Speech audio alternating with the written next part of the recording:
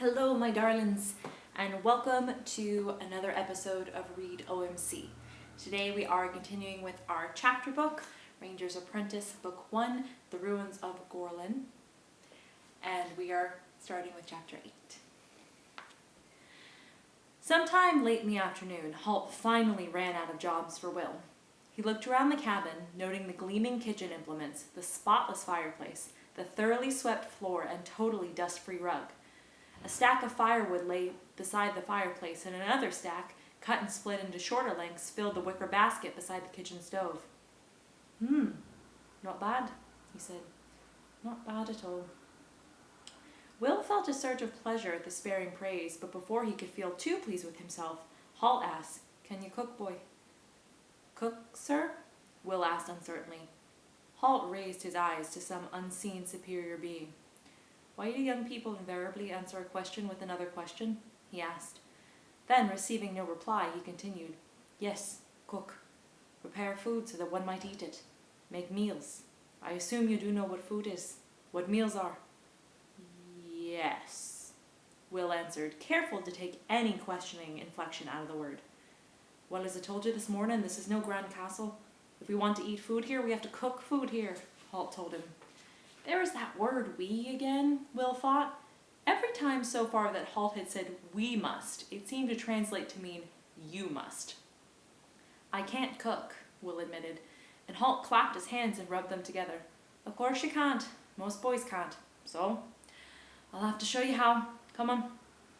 He led the way to the kitchen and introduced Will to the mysteries of cooking, peeling and chopping onions, choosing a piece of beef from the meat safe, trimming it and cutting it into neat cubes, then chopping vegetables, searing the beef in a sizzling pan, and finally adding a generous dash of red wine and some of what Halt called his secret ingredients. The result was a savory-smelling stew simmering on top of the stove.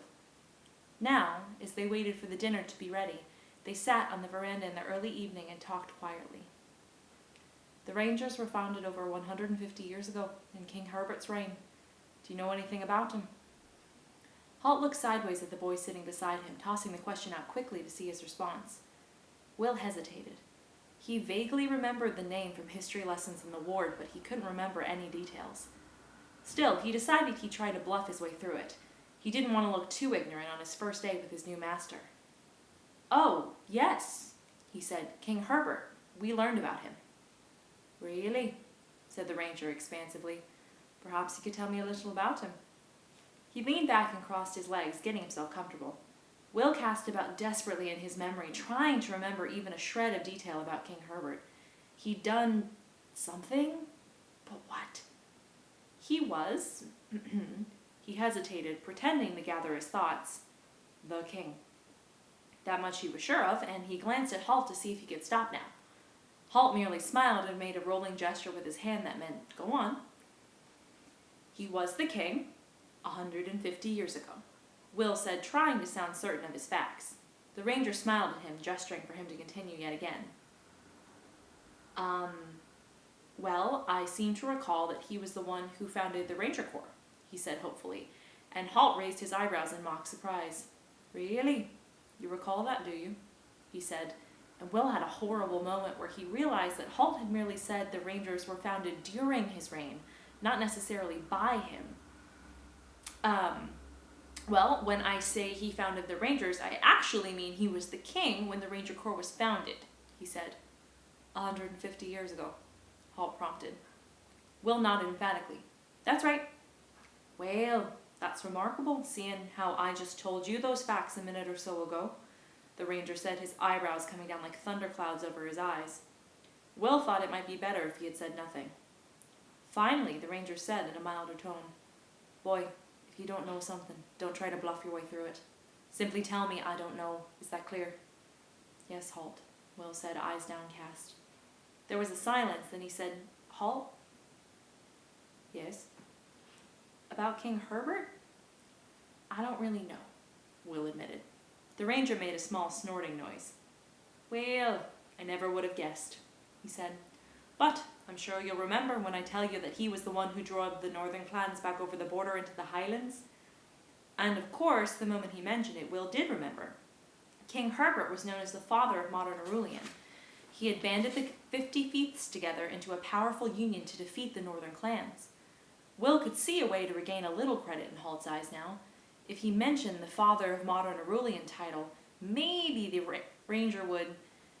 He's sometimes known as the father of modern Arulian, Halt was saying, and Will realized he'd left it too late.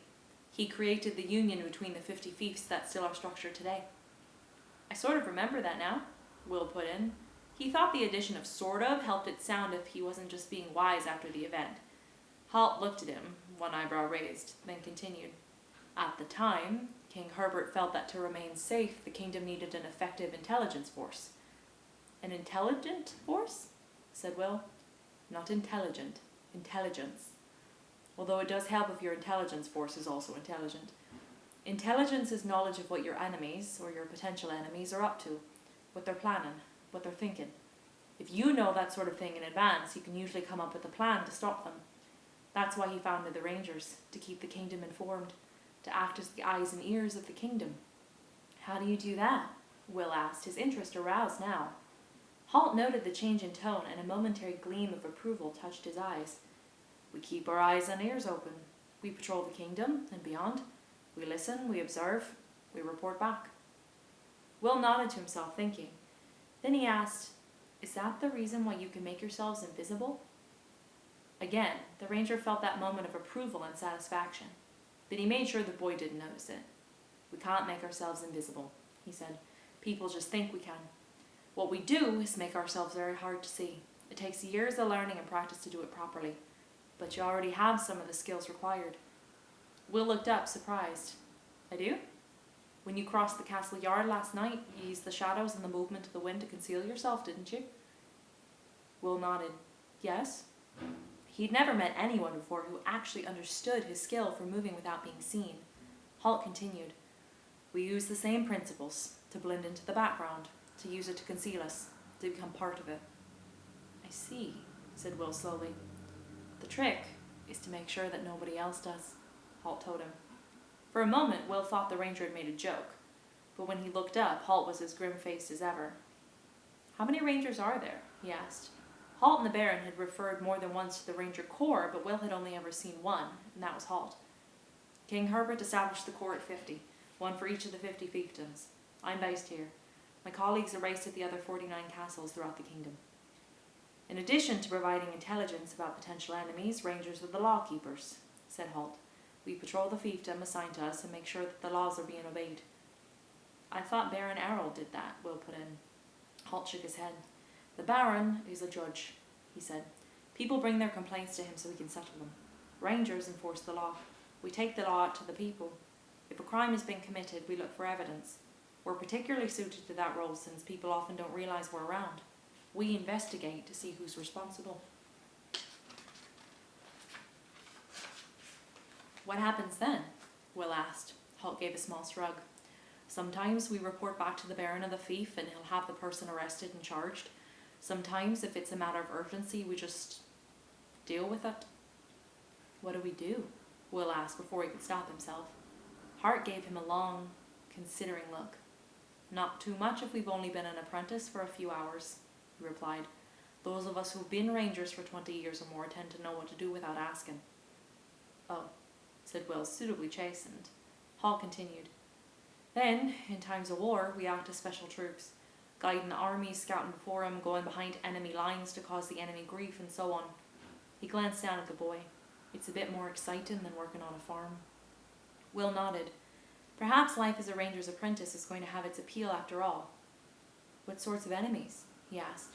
After all, Castle Redmond had been at peace for as long as he could remember. Enemies from within and without, Halt told him. People like the Scandian Sea Raiders, or Morgorath and his wargals. Will shivered, recalling some of the more lurid stories about Morgorath, the lord of the mountains of rain and night. Halt nodded somberly as he saw Will's reaction. Yes, he said. Morgorath and his wargals are definitely people to be worried about. That's why the rangers keep an eye on them. We like to know if they're gathering, if they're getting ready for war. Still, said Will, as much to reassure himself as for any other reason. The last time they attacked, the Baron's armies made mincemeat out of them.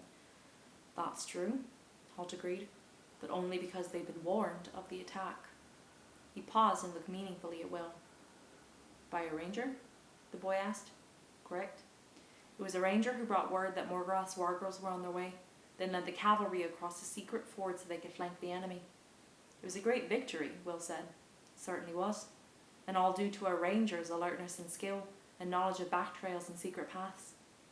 My father died in that battle, Will added in a quieter voice, and Halt cast a curious look at him. Not so, he said. He was a hero, a mighty knight, Will continued. The ranger paused, almost as if he were deciding whether to say something or not. Then he simply replied, I wasn't aware of that. Will was conscious of a sense of disappointment. For a moment, he'd had a feeling that Halt knew something about his father, that he could tell him the story of his heroic death. He shrugged to himself.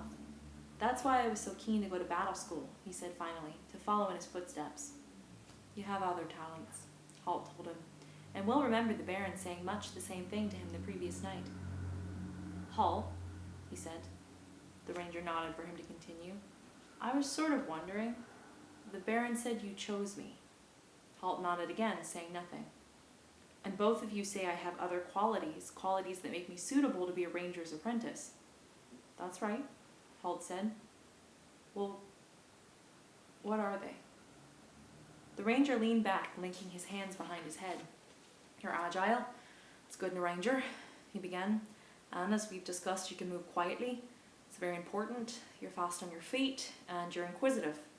Inquisitive? How do you mean? Asked Will. Halt looked at him sternly. Always asking questions. Always wanting to know answers, he explained. That was why I had the Baron test you with that piece of paper. But when did you first notice me? I mean, when did you first think of selecting me? Will wanted to know. Ooh, said Halt. I suppose it was when I watched you steal those cakes from Master Chubb's kitchen. Will's jaw dropped open with amazement. You watch me? But that was ages ago. He had a sudden thought. Where were you? In the kitchen, said Halt. You were too busy to notice me when you came in. Will shook his head in wonder. He had been sure there was nobody in the kitchen. Then he remembered once again how Halt, wrapped in his cloak, would become virtually invisible. There was more to being a ranger, he realized, than how to cook and clean. I was impressed with your skill, said Halt, but there was one thing that impressed me far more. What was that? Asked Will. Later, when Master Chubb questioned you, I saw you hesitate. You were going to deny having stolen the cakes. Then I saw you admit it. Remember? He hit you on the head with his wooden spoon. Will grinned and rubbed his head thoughtfully. He could still hear the crack made by the spoon hitting his head. I wondered if I shouldn't have lied, he admitted. Halt shook his head very slowly. Oh no, Will. If you'd lied, you never would have become my apprentice. He stood up and stretched, turning to go indoors to the stew simmering on the stove. Now, let's eat, he said. All right, my darlings, that is the end of our chapter today. I love you very much, and I will see you tomorrow.